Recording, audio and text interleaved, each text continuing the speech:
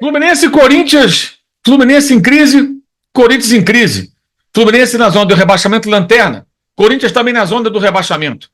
Fluminense do sonho ao pesadelo, campeão da Libertadores e agora ameaçado de ser rebaixado à segunda divisão do Campeonato Brasileiro. E o Corinthians vivendo um pesadelo que dura alguns anos. Reflexo de uma má gestão, de uma outra má gestão, e de mais uma má gestão, de uma mudança no poder com mais má gestão. Tomar o remédio amargo, ninguém quer. Gastar além do que se arrecada, investir o que tem e o que não tem em jogadores, em busca de resultados que nem sempre vêm, e quando vêm, custam caro, é o modelo de gestão, entre aspas, do futebol brasileiro. E repetem, muita gente banca, muita gente apoia, torcedor concorda, parte da imprensa acha que está certo, e pegam no pé de times que pagam conta em dia, que acertaram suas dívidas, que não atrasam salário, aí pegam no pé.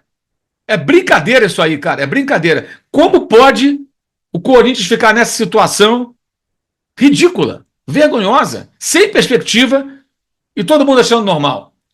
E o Fluminense investindo mais e mais jogadores veteranos, porque deu certo no ano passado, circunstancialmente. Eu falo circunstancialmente porque a Libertadores é um torneio de mata-mata, gente, onde você muitas vezes vai ali no fio da navalha, e foi no fio da navalha, contra o Argentino Júnior, contra a Internacional, na final com Boca, tudo deu certo, mas não significa que aquela seja a receita ideal, com vários veteranos. Eu falava disso no ano passado, o Fluminense foi campeão, mas esse não é o modelo ideal. Você ter um ou outro veterano, ok, mas vários veteranos, e na hora H, os garotos que tinham que socorrer, que salvar lá o time do Fluminense, lançados pelo Fernando Diniz, sendo até sacrificados, mudando de posição, em alguns casos sacrificados porque mudavam de posição jogadores que não rendem em certas posições, convenhamos. Mas, enfim, essa é a realidade de dois grandes clubes do futebol brasileiro que viveram uma quinta-feira de pavor. No caso do Corinthians é mais grave ainda.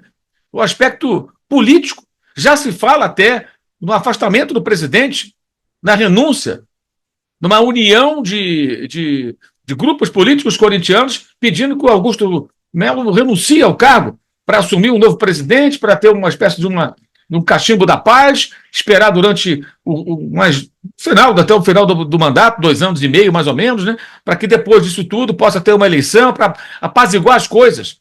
Porque a torcida, parte da torcida, os torcedores invadiram a sede do clube, a polícia estava lá, pessoal assustado, funcionários, sócios ali, de repente invasão do clube. Olha que situação o Corinthians. E o detalhe, o time mal montado, caro, mal montado, jogando mal, não consegue usar mando de campo, quase perdeu para o Cuiabá, está na zona de rebaixamento, não tem perspectiva nenhuma de melhora a curto prazo, em campo e fora menos ainda. E por que menos ainda? Porque fora de campo você vê um Corinthians que não caminha na direção de uma recuperação financeira administrativa. O clube segue vivendo uma vida que não consegue bancar. Não consegue bancar. E isso está custando muito caro. Aí o presidente é pressionado por torcedores e fala que vai contratar 4 jogadores, mas não tem dinheiro. Detalhe, o Corinthians faturou mais de 1 bilhão, ou perto de 1 bilhão, né? Segundo o César Grafietti, pelos cálculos lá do relatório convocados Galápagos Capital, quase 1 bilhão. Esse quase 1 bi é recorde de faturamento da história do Corinthians. Então o clube faturou bastante, mas tem muita dívida, tem dívida de curto prazo. Você vê, tem que pagar mais de 40 milhões agora ao Matias Rojas, o paraguaio. O cara foi embora, não acertaram direito a situação, recorreu à FIFA, olha só, mais prejuízo. Tem clube, vira e mexe, toda hora tem clube cobrando o Corinthians. Está devendo, tem que pagar, transferban. Caramba, até quando? Se não parar tudo e recomeçar, igual o Flamengo fez, vamos falar o português claro, não vai ter jeito, a não ser que apareça vire SAF, apareça aí um cara colocando dinheiro, que aqui no Brasil é assim, né? É o mercado sem regulamentação. Então o camarada vem, compra o clube, bota dinheiro, o clube que é devedor, de repente contrata vários jogadores, mesmo que não pague todas as dívidas. Essa é a realidade da SAF no Brasil, que pouca gente fala sobre isso, porque não quer desagradar torcedor, mas esse negócio de SAF no Brasil da maneira que acontece é bizarro. É bizarro. Porque você compra um clube, no caso que vira uma empresa, tem um novo CNPJ, mas você não precisa quitar as dívidas. Você rola essas dívidas, paga dentro de regras, é legal, é dentro da lei, perfeito, tudo bem, mas não é justo. E não é justo com quem anda na linha. Desde os clubes ricos como Palmeiras e Flamengo que se organizaram, até clubes que pagam as suas contas, que têm tudo regulamentado, direitinho, organizado, como o Fortaleza, com recursos muito menores. O Fortaleza fez um caminho, comeu pão que já amassou na Série C e se reergueu. Aí um outro clube do Nordeste, como o Bahia, de repente tem tudo solucionado, que vira integrante do Grupo City, vai lá, compra vários jogadores e monta um time para brigar pelo título brasileiro, de repente, como está brigando nesse momento pela liderança do campeonato. Então, é justo isso, será? É justo, por exemplo, que o Atlético Paranaense se reestruture, se organize durante anos, e o Botafogo, que era o maior devedor do futebol brasileiro em dado momento. Ele chega em dado momento, aí o americano vem, compra o Botafogo, bota um jogador de 20 milhões de euros e tal, tudo bem. Mas zerou as dívidas do Botafogo, pagou todos os credores do Botafogo. Não é o que diz o relatório do César Grafietti. Não é o que diz os balanços, já que o relatório é feito em cima dos balanços. Esse problema de gestão é um negócio muito sério. E o Fluminense também com uma dívida muito grande. Muito grande. No ano passado, foi o faturamento recorde do Fluminense também, mais de 400 milhões. Só que cerca de 60%, ou quase isso, de premiação, direito de televisão, porque ganhou a Libertadores. E teve boa campanha no Brasileiro. Mas esse ano vai cair muito a receita do Fluminense. Até porque com esse futebol é muito pouco provável que avance na Libertadores. E até na Copa do Brasil. Com esse futebol e com peso nas costas da ameaça de rebaixamento. Fica mais difícil até você se entregar nas competições eliminatórias, como Copa do Brasil e Libertadores, com um Brasileirão com a Série B batendo na tua porta. O Fluminense, para escapar do rebaixamento, ele tem 6 pontos, gente. Tem que fazer em tese 45. Em 12 jogos. Ele fez meio ponto por jogo. Ele agora tem que fazer nada mais, nada menos que 39, então. Significa que ele tem que ganhar 13 jogos. Só ganhou 1 em 12. Tem que ganhar 13 até o final do campeonato. Em 26 jogos que tem para disputar. Metade. Tem que ganhar metade dos jogos. Com esse futebol, pode ganhar? Pode. Claro que pode. O Fluminense, em 2009, tem uma situação muito pior, reagiu e escapou do rebaixamento. Mas vai ser difícil, porque principalmente já sofreu derrotas e perdeu pontos importantes contra adversários diretos na luta contra o rebaixamento, que são, em tese, clubes que vêm da Série B, entre outros. Perdeu para o Vitória agora na noite dessa quinta-feira, 1-0, perdeu para o Atlético Goianiense 2 sábados atrás por 2-1 e empatou com o Juventude. Então, 3 jogos com times que vieram da Série B do Campeonato Brasileiro no Maracanã, fez o Fluminense, ganhou 1 ponto em 9.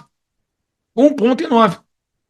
Está enterrado na última colocação. E tem problemas financeiros, com dívida elevada. E a Receita com tendência de ter queda vertiginosa em 2024.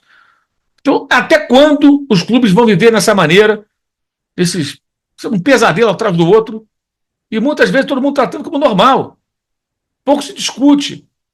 Houve gente no ano passado até que dizia, não, o Fluminense encontrou uma solução. Não, o Fluminense gastou o que tinha, que não tinha, montou um time e ganhou uma competição mais importante da sua história.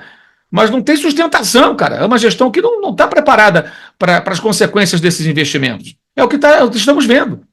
E dentro de campo também. Embarcou numa espécie de seita dinizista. O Diniz é um bom técnico e tal, mas, gente, não é o reinventor do futebol. Fica uma coisa meio quase cega, seguindo as ideias do técnico e tal. Estava na cara que estava dando errado. A insistência com algumas situações de jogo que não cabiam mais, não eram mais compatíveis. Enfim, quando você vê times assim no buraco, não é por acaso. E um outro detalhe. O Botafogo está brigando pelas primeiras posições do Campeonato Brasileiro. Jogou às 7 da noite na quarta-feira e venceu o Red Bull Bragantino. Chegou à 3ª colocação. Pouco mais de 11 mil pagantes. O Fluminense da lanterna levou quase o dobro ao Maracanã, também às 7 da noite. Mesmo horário. Ah, o Engenhão é mais difícil de chegar, então o trem para na porta do Engenhão. Mais difícil? Será que é tão mais difícil? Tão mais difícil assim? Para ter metade do público? O torcedor do Botafogo não vai.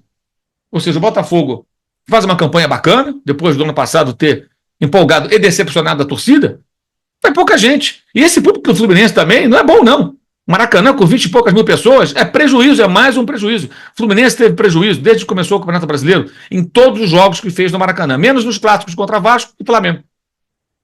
E no Flamengo, muito em função da torcida do Flamengo, que era a ampla maioria domingo no jogo, no clássico mais recente. Então, você ainda tem esse outro aspecto também. O investidor vem, compra o clube, no caso do Botafogo, compra o time de futebol, põe dinheiro, põe jogadores, mas não tem receita, porque a torcida não vai. Enfim, tem muita coisa para ser criticada no futebol brasileiro, tem muita coisa que a gente precisa falar mais, sabe? Falar muito mais sobre esses assuntos. Falaremos muito sobre Flamengo e Cruzeiro, nesse domingo, depois da partida, na live aqui no canal. O jogo, 6h30 da tarde, lá pelas 10 para as 9 da noite, então começa a live. O jogo acabou às 8h30, 15, 20 minutinhos depois do apito final, a live aqui no canal. Conto com a sua audiência. para a live depois de Flamengo e Cruzeiro pelo Campeonato Brasileiro. E, claro, eu quero também convidar você a participar do Clube de Vantagens da S1 Live. Clube de Vantagens da S1 Live. Concorra a bolões e sorteios de camisas oficiais por apenas R$ 9,90 por mês.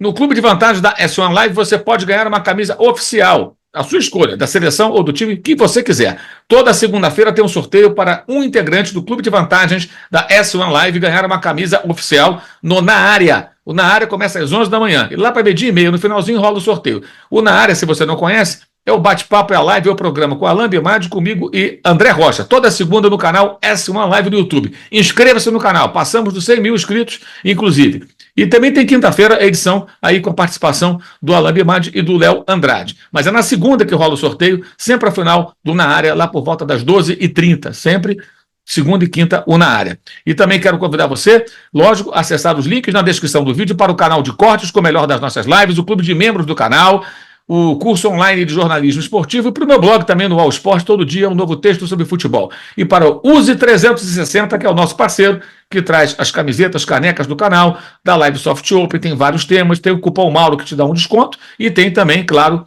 ali a promoção que você está vendo aí na tela para você não pagar o frete. Saudações!